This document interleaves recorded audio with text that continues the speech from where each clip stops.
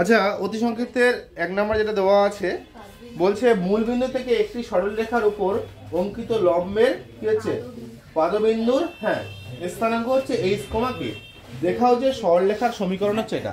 ভালো করে শুনবি যে একটা সরলরেখার সমীকরণ আমাদের বের করতে হবে। এই সরলরেখার সমীকরণ যেখানে মূলবিন্দু মানে 0 0 ও একটা বিন্দু সেটা হচ্ছে 0, 0 মূলবিন্দু থেকে একটা লম্ব অঙ্কন করা হয়েছে। ভালো করে দেখ, এই যে লম্ব অঙ্কন করা হয়েছে, ঠিক আছে, লম্বটা যে স্থানে ছেদ করলো সরলরেখাটা, সেই যে একদম শেষের যে বিন্দুটা সেটা হচ্ছে পাদবিন্দু, সেই বিন্দুটা হচ্ছে h, k। আমরা ধরে নিচ্ছি কথার কথা এই বিন্দুটা হচ্ছে p বিন্দু।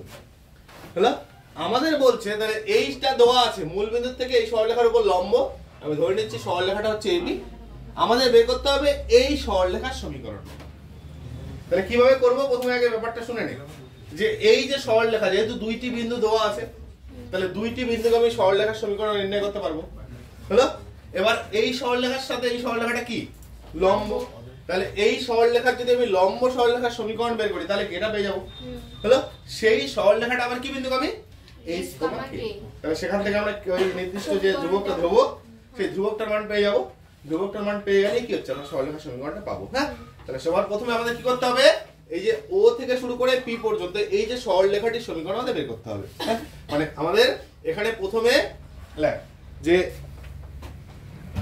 প্রথমে আগে লিখে নে, যেটা ছবিটা আঁকলাম সেটা লিখে নে। ছবিটা আগে ছবিটা আঁক বলছি, লিখে নে।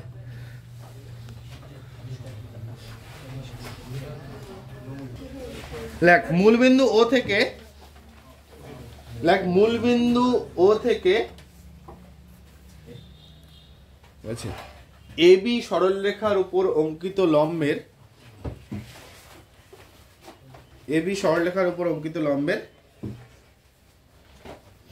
পাদবিন্দু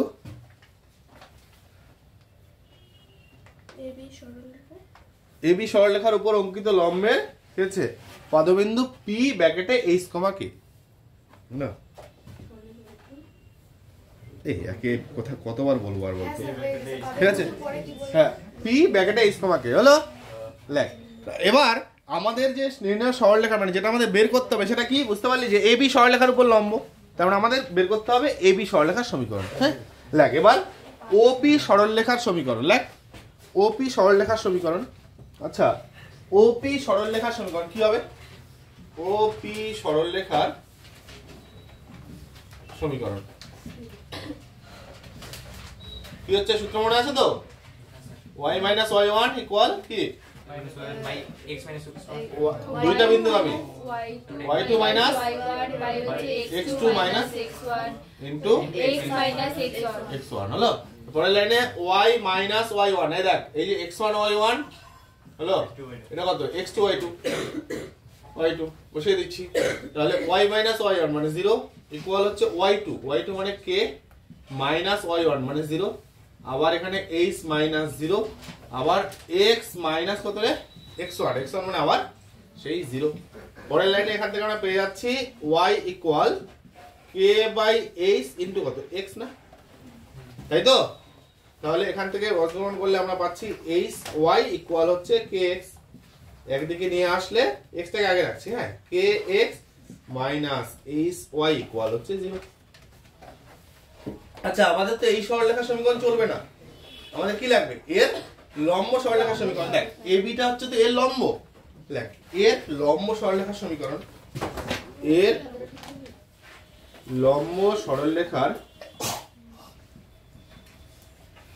সমীকরণ। তাহলে যখন আমরা এর লম্ব সরলরেখার সমীকরণ নিচ্ছি কি হবে বল? এর লম্ব সরলরেখার সমীকরণ প্রথমে কি হয়, y এর সহগ কত মাইনাস h, তাহলে মাইনাস h ইনটু কত x, তাই তো? তারপরে কি হবে এই যে x এর সহগ তার সাথে মাইনাস, তাহলে মাইনাস কত হচ্ছে k ইনটু y হলো, k ইনটু y প্লাস কত ধ্রুবকটা, দেখ আমরা কে ধরি কিন্তু এখানে h কে তো প্রেজেন্ট আছে, তাহলে c ধরে নে হলো, যেখানে c একটি কি ধ্রুবক। আচ্ছা দেখ, এবার লম্ব সরলরেখাটা আমরা এখানে অঙ্কন করছি, লম্ব তো অসংখ্য জায়গা হতে পারে না, এবার লম্ব সরলরেখাটা আমরা যে জায়গাতে নিয়েছিলাম সেটাতে কি p বিন্দু পাবি না, দেখ এই যে সরলরেখাটা লম্ব সরলরেখাটা সেটা আবার কি বিন্দুগামী, এইচ কমা কে বিন্দুগামী হলো। তাহলে এই যে সরলরেখাটা ইহা কি এইচ কমা কত হচ্ছে কে বিন্দুগামী লাগছে, ইহা এইচ কমা কে বিন্দুগামী। তাহলে কি হচ্ছে এক্স এর জায়গায় হচ্ছে এইচ, ওয়াই এর জায়গায় হচ্ছে কে, তাহলে মাইনাস এইচ ইন্টু এক্স এর জায়গায় হচ্ছে এইচ মাইনাস কে ইন্টু ওয়াই এর জায়গায় কে প্লাস সি ইকুয়াল হচ্ছে 0।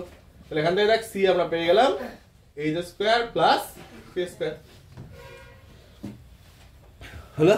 তাহলে আমরা সিটা পেয়ে গেলাম এইচ স্কোয়ার প্লাস কে স্কোয়ার। এবার যদি সি এর মানটা এখানে বসিয়ে দেই, ঠিক আছে, দেখ সি এর মান এই যে এটাকে যদি 1 নম্বর সমীকরণ দেই, দেখ সি এর মান 1 নম্বর সমীকরণে বসিয়ে পাই হলো, সি এর মান 1 নং সমীকরণে বসিয়ে পাই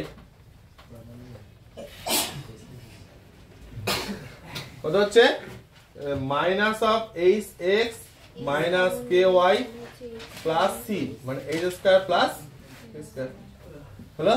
তারপর এখান থেকে পেয়ে যাচ্ছি এই যে H X plus K Y হলো ইকুয়াল হচ্ছে এইচ স্কয়ার প্লাস স্কয়ার। আচ্ছা এখানে দেখ পাশে একটা কন্ডিশন দেখতে পাচ্ছিস যে এইচ স্কয়ার প্লাস কে স্কয়ারটা কত নট ইকুয়াল 0।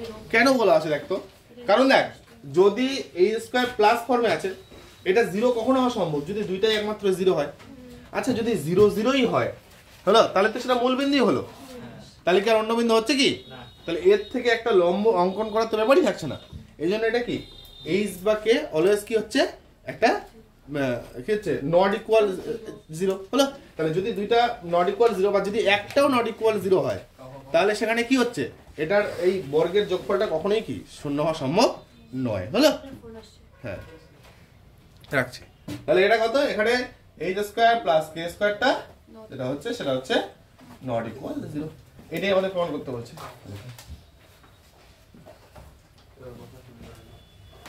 বুঝতে পারলাম কি, তাহলে এখানে